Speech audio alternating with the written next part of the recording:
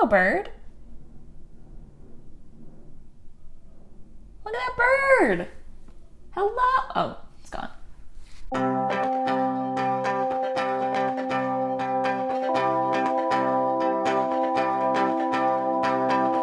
Hello, everybody. It is the beginning of another new month, which means it is time to dive into my letterboxd and expose everything I've been watching in the month of April.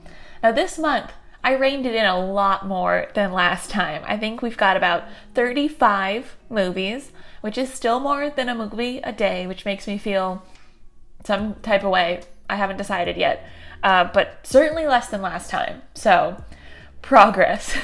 But if you are new here, this is something I like to do at the beginning of every new month, is I go through my letterboxd diary and share with you every movie I watched in the previous month.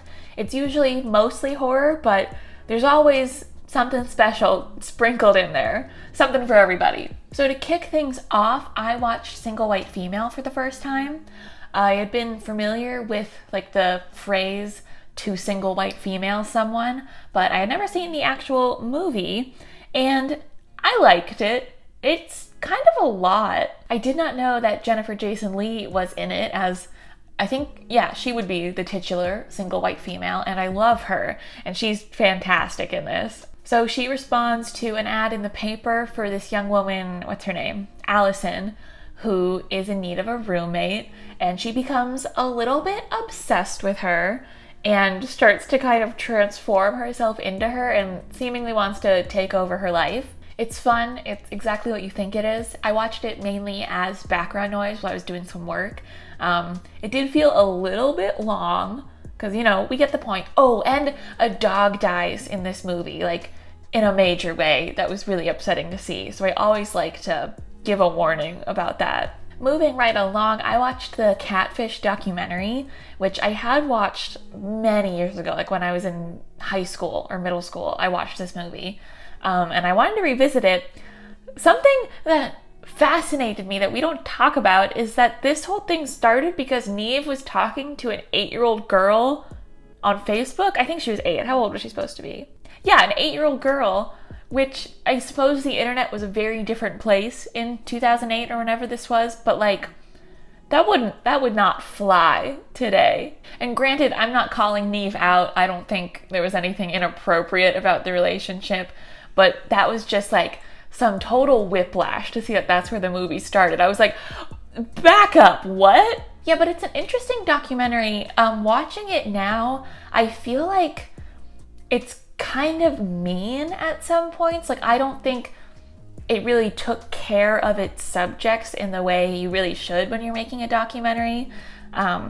But again, this was a long time ago, so I feel like a long time ago. It was 2010. But I think it's something interesting to look back on now.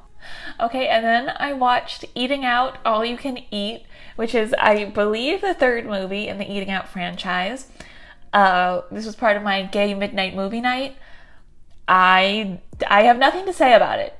Moving on. Okay, this I have something to say about. I watched the Evil Dead remake, which blew me away. You can see by my rating, I gave it 5 stars. I liked it more than the original. I don't know if I'm gonna get in trouble, but I think this movie was amazing. I think it did an incredible job updating the story, so it makes it work in conversation with the original Evil Dead and makes it enough of a different movie that's not just shot for shot the same movie at all. Like, the characters are completely different.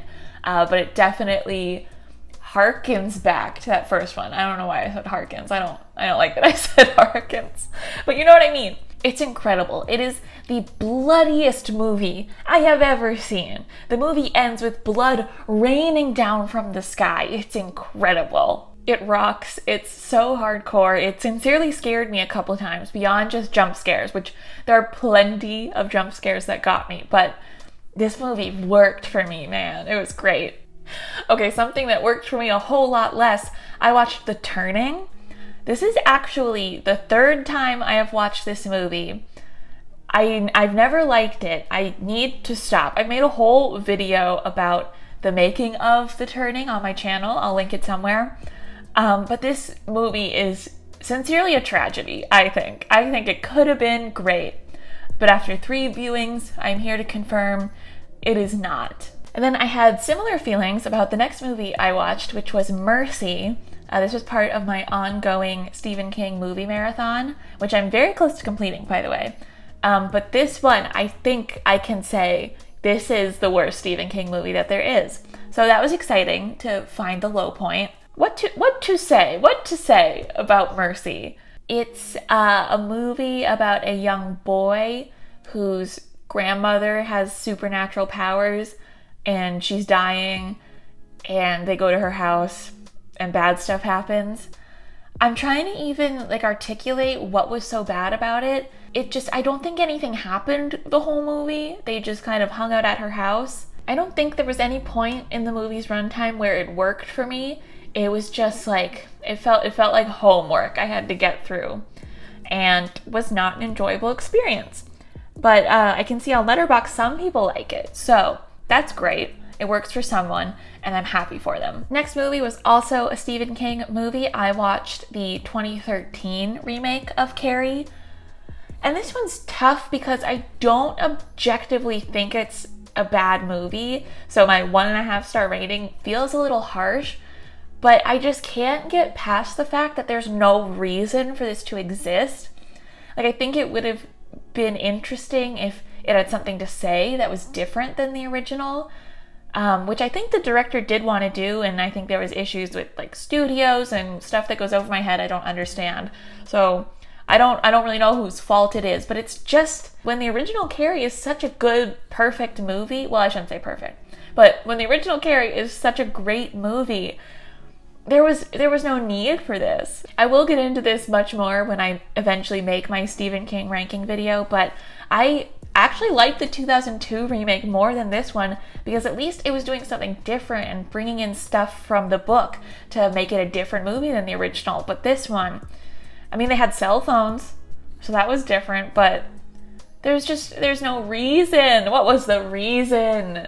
Anyway, the next Stephen King movie I had very different feelings about. I watched The Green Mile for the first time. I had never seen it before. I was a weeping mess by the end of it. It's the thing, I know everyone cries at the end of Green Mile, and I'm sitting there and watching it. I'm like, yeah, I get it. I see what's gonna happen. I'm gonna be okay. But then that scene happens, and I could not catch my breath. I was crying so hard. It was pretty pathetic. It was the Green Mile. What? How is that the Green Mile? This is me at the Regal Cinema crying as I did through much of the film. I also completely forgot until right now, looking at my review, that this movie is over 3 hours long. It sincerely does not feel like that. I'm not saying that to just get some film credit. It sincerely doesn't feel like it's that long. It's so well made.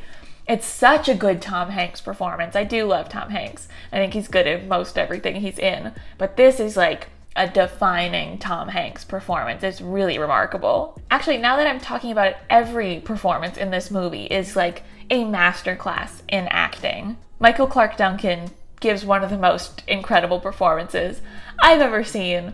Really powerful stuff. It sounds stupid to say I recommend The Green Mile, because who doesn't? But if you're like me and you never wanted to carve out the 3.5 hours to watch it, I just found a rainy day and knocked it out, and it was so worthwhile. And then that same day I watched Hereditary, so it was a heavy movie day for me.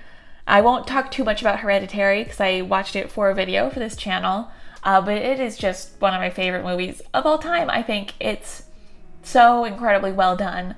It's a tough watch, but I think it is so good. And then I watched Killer Sofa. And given that title, you would think it's about an evil sofa. But it's a movie about an evil recliner that kills people. A big, lazy boy chair that kills people. I don't know why they wouldn't change the title or change the prop. I don't know what happened, but it wasn't good. The next day, I watched Climax, and I watched Climax with my mother. I watched it for a column. I used to write for Nightmare on Film Street, and I do not write for them anymore, so apologies to my mother if I made you watch that movie for no reason. Really evil of me to do, because she did not like it. I personally enjoy this movie a lot. I take no issue with people who don't enjoy it though, because It's a nasty, nasty movie. I do recommend checking out some like content warnings if you're looking to watch this movie because it is really intense at points. But it's worth it for the dancing alone. The dancing in this movie is incredible. I could never think of doing anything like that. It rocks. If you don't know, it's about this group of dancers in France who are celebrating after a big rehearsal, and they're drinking so much sangria that they later find out has been laced with copious amounts of LSD, and this melts their brains, and so many awful things occur. Awful movie, but good. I mean, moving on. Then I rewatched the Twin Peaks pilot, which is listed as a movie in letterboxd, probably because it's an hour and a half long. And I just adore Twin Peaks. It's one of my favorite shows. I just love being so immersed in that world, which is, I think, the biggest strength of it. There's so many characters, but each one of them has such a rich and fulfilled life that you really feel like you're stepping into another world when you watch that show. And it's such like a comfort watch for me. I love it. I could watch it anytime. Then I watched Scary Movie 2 as part of a watch party, and you know, I'm brave enough to admit I really enjoy the first Scary Movie. I will not say it's not problematic. There's so much stuff in it that is not okay. But I think the first Scary Movie is a really good time. I don't like this one as much. I still think it still makes me laugh sometimes. I think it's pretty funny sometimes. I think the parody they do of whatever that basketball commercial was, I think that's the funniest part of the whole movie. It makes me laugh so hard. And the next day I watched It Chapter 1 from 2017, which I'm going to try not to talk too much about because we've been over it. It is my favorite property in the whole world.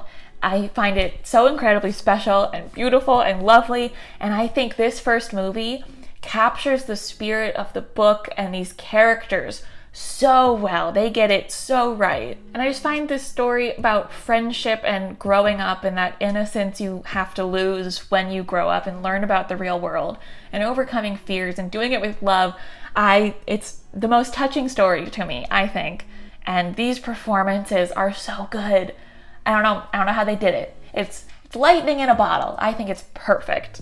Next, I watched MFA, which I've seen a lot of people recommending as sort of an alternative to Promising Young Woman, because these movies take, I think, complete opposite approaches of a similar issue. And right off the bat, I will say I think this movie could be super triggering. There is a really violent scene of sexual assault that's difficult to watch. But then after the assault, this woman sets out to murder her rapist and any boy like him, which could be satisfying to watch, is all I will say. Then I watched It Chapter 2, and I know what you're gonna say. I hear you saying, that movie sucks. I hear you, and I am not listening.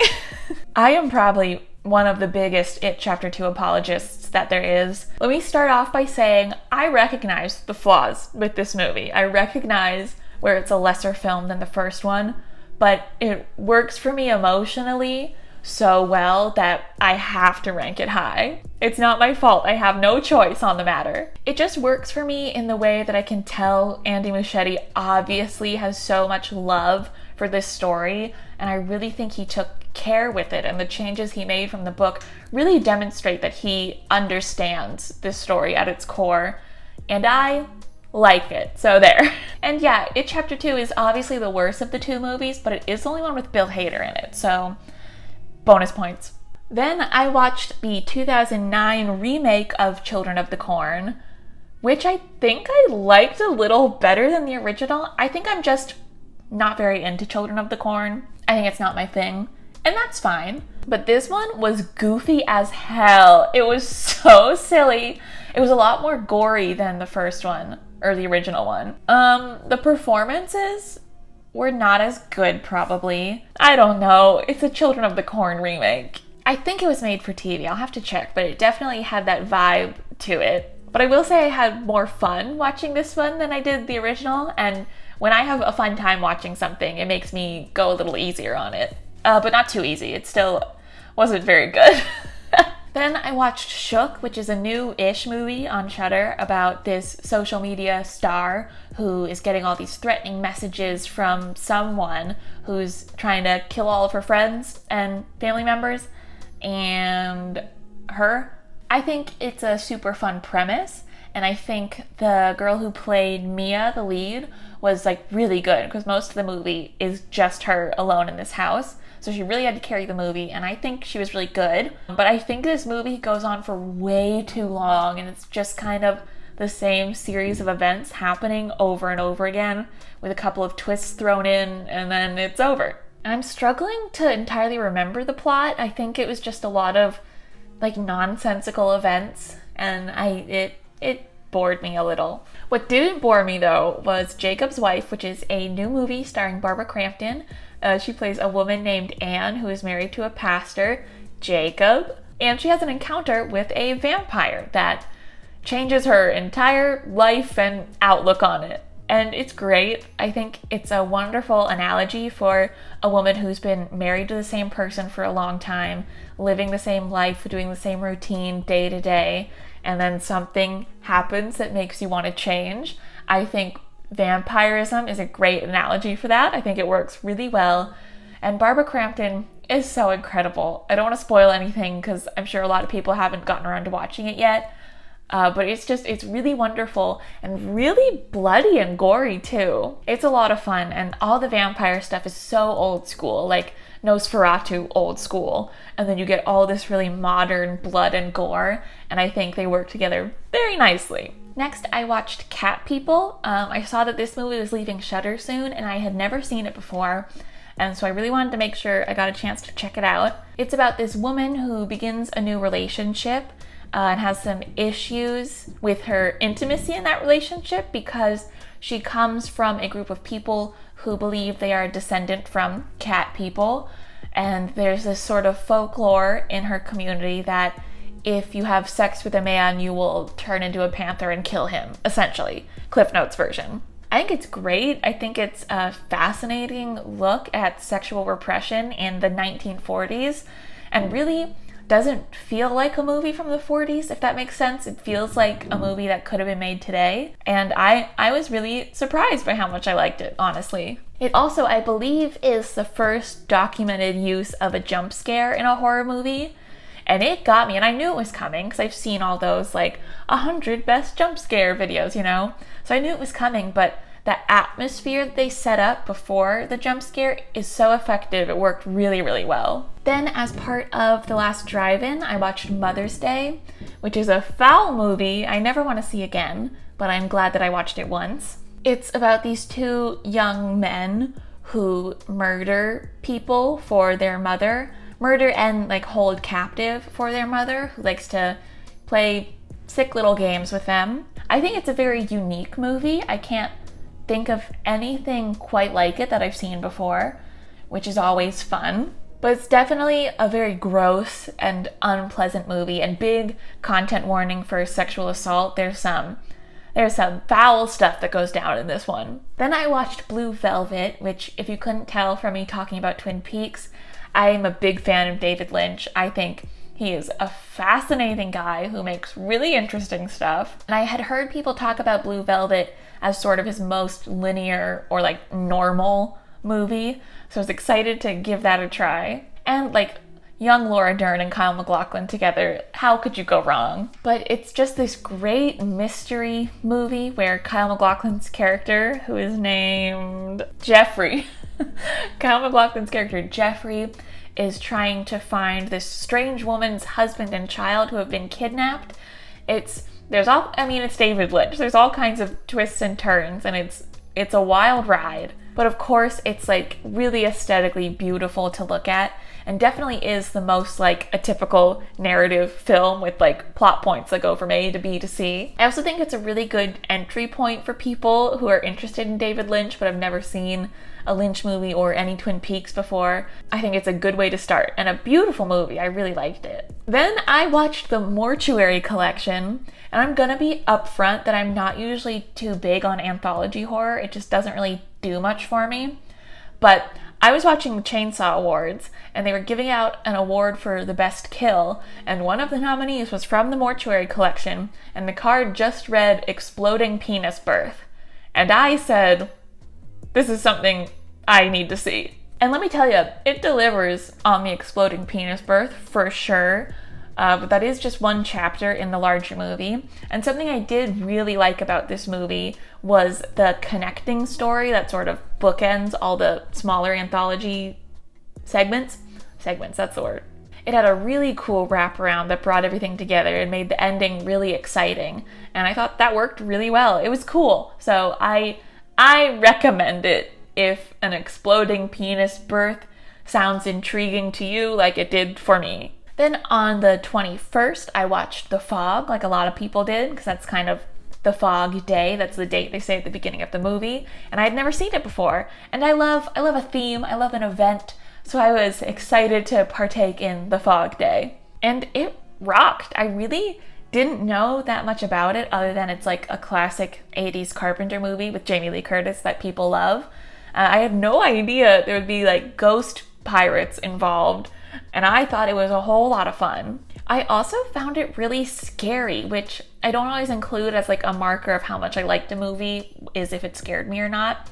But I wasn't expecting to get sincerely scared by this movie, and like beyond just jump scares, like the atmosphere of The Fog was so creepy and really worked on me. And I also loved the coastal vibes of it all. It was a lovely little package, and I'm glad I got to cross that one off my list finally. Then I watched The Burning, which was actually a rewatch for me, even though I didn't like it very much on my first viewing, and I still have a hard time appreciating it. If you don't know, The Burning is a slasher film from the 80s, written and conceived by Harvey Weinstein, which becomes very apparent in the multiple scenes of sexual acts with dubious consent at best. And for me personally, it just makes it really hard to get past that and enjoy the movie beyond that. The things I did enjoy about it were the setup. I always love a good slasher movie fueled by revenge. So this guy was a victim of a fire prank gone wrong and got severely burned, and his face is somewhat disfigured now. And I like that revenge as a driving factor. I always think that's fun in a slasher. Did not like the rapey vibes. I'll reiterate, didn't like that. But the gore and the kills in this movie are really just incredible. The special effects were done by Tom Savini, so you know the effects are out of control good. And I wanted to give it a second chance because I was really into that like summer camp vibe, and I wanted to give it another go.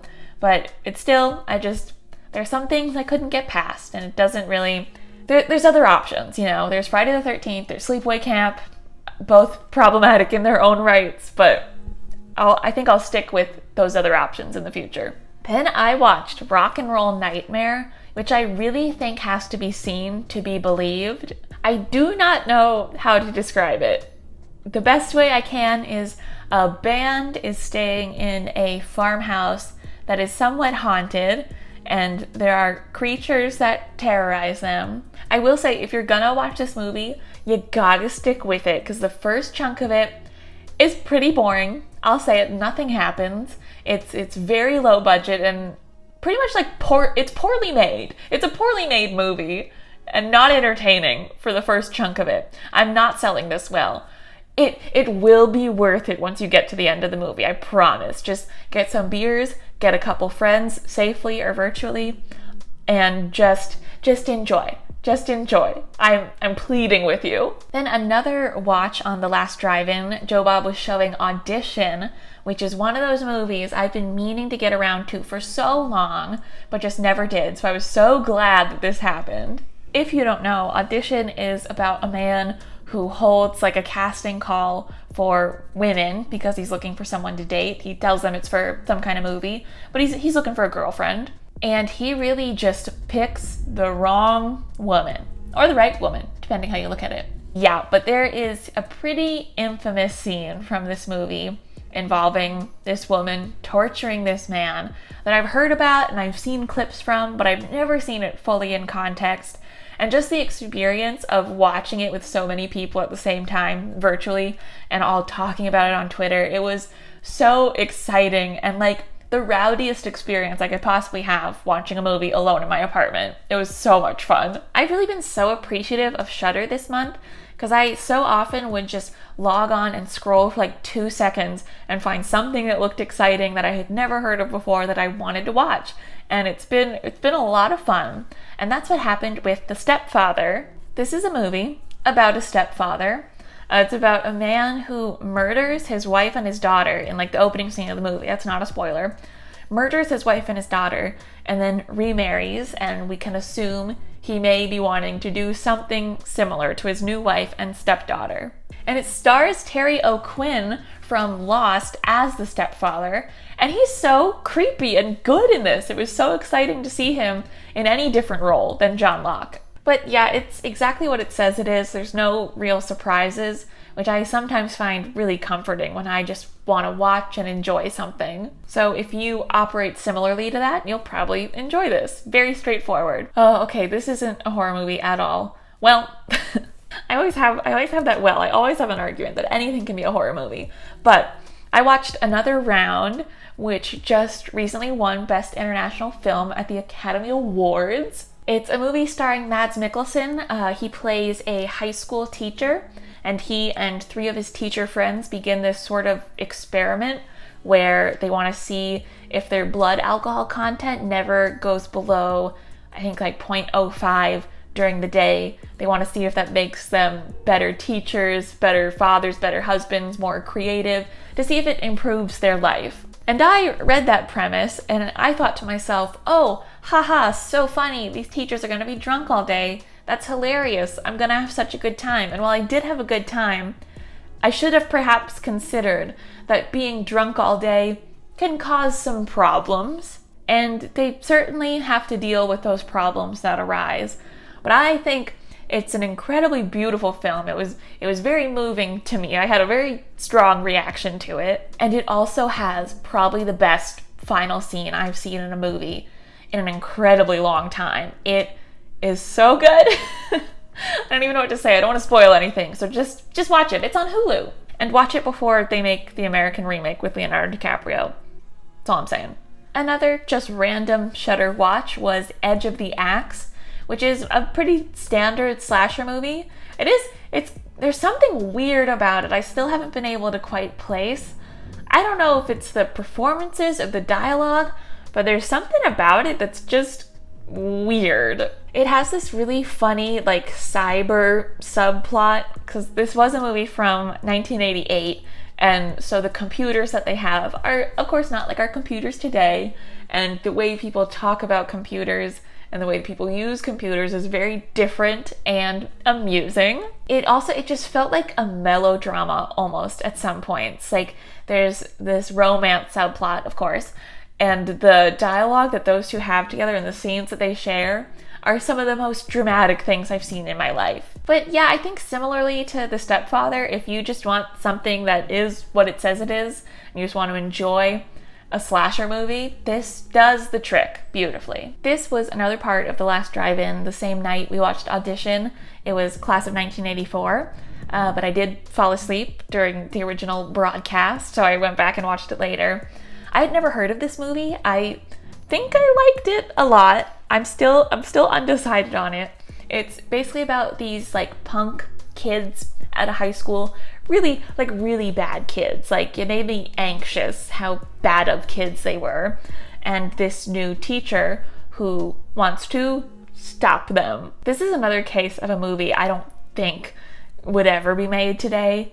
Like a teacher killing students seems like something someone wouldn't want to make. This is another one. I feel like it's like the 5th time I've said this, but big content warning for sexual assault. There's a pretty violent scene near the end. All this to say, I can absolutely see why this ruffled some feathers at its time of release. I don't want to say it's fun. It's entertaining. We'll call it entertaining. That's what it is. And I will recommend it if this sort of punk aesthetic appeals to you, because it is all over the place on this one. Okay, and here's perhaps my favorite discovery of the month was I watched the first Hatchet movie. just on a total whim. I think I heard someone mention Hatchet on Clubhouse, and I was like, I've never seen any of those movies. And so I just put it on, and I'm like in love with this movie. I thought it was so much fun. I had no idea it was so funny. I had no idea it was so gory. Like, the kills are just so over the top in a way that almost makes it less disturbing because it's so like out of the realm of possibilities, but still some of the nastiest things I've ever seen in a movie. It's out of control. But just right from the beginning, they're playing this like incredibly high energy song that just really like caught my attention, and I was sold on it so fast, which I was not expecting at all. But basically it's about a group of young people in New Orleans, and they go on this swamp tour and encounter Victor Crowley, the ghost of a deformed boy. That's what they call him. The ghost of this deformed boy who murders people in incredibly violent ways. And I just love Kane Hodder as Victor Crowley. He's just so big and hulking and everywhere. It's really fun. And so then I had to watch Hatchet 2, which I didn't love as much as the first one. I feel like it was hard to capture that response I had to the first one. But Hatchet 2 has significantly more Tony Todd, who I love, and it was so fun to see him in this kind of role. I'll say Hatchet 2 was way more heavy on like exposition and just dialogue of people explaining their backstories and what was going on with Victor Crowley, which I didn't really need. But then in the latter half, the gore was even more out of control than it was in the first one, which I didn't think possible, but truly some of the wildest things I've ever seen. It's really exciting. And I'm really excited to watch, there's two more. There's Hatchet 3 and Victor Crowley, which I did see bits of Victor Crowley when they showed it on the last drive-in, but I had no idea what was going on. So I'm very excited to watch those two. And then I watched Jiu-Jitsu, which I truly don't even know how to talk about. I watched this movie yesterday. I don't understand a single thing that happened in this movie. I'm so sorry. I don't know what went on. Let me look at the letterboxd description. Every 6 years, an ancient order of jiu-jitsu fighters joins forces to battle a vicious race of alien invaders. I don't even think I understood that there were aliens in this movie. But when a celebrated war hero goes down in defeat, the fate of the planet and mankind hangs in the balance. Interesting. So it's an alien movie. I didn't quite catch that. I wouldn't recommend it necessarily. It's a lot of fighting, a lot of really interesting camera choices, so that could appeal to someone. I'm looking at the letterboxd score. It seems like it doesn't appeal to very many people, but I hope there's someone out there who loves this movie with a passion. And then finally, the last movie I watched this month was Bride of Reanimator on the last drive-in last night. And I really liked this movie. I will say I've never seen the first Reanimator movie. Don't yell at me. I know, I get it.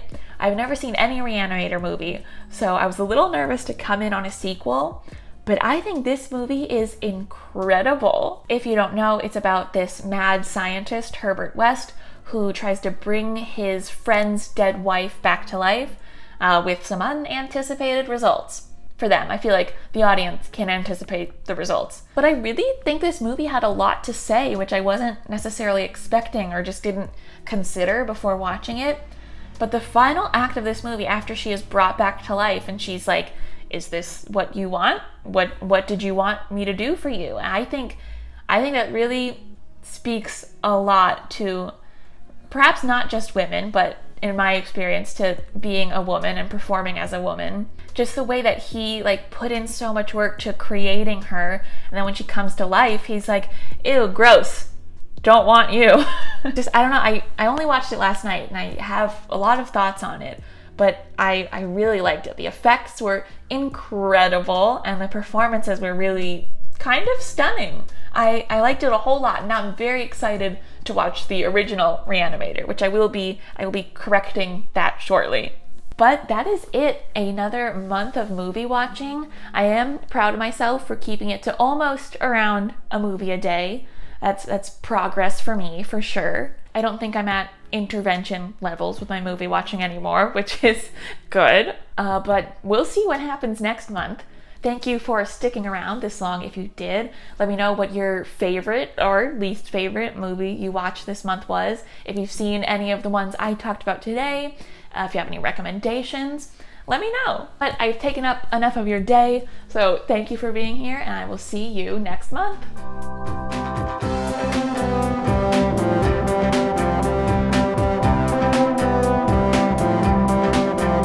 Watched Shook, which is a new-ish movie on Shudder.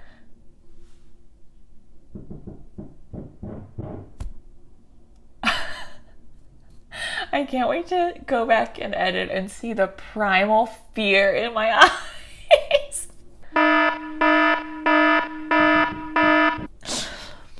What happened was I thought someone was knocking on the door, and I got very afraid of that.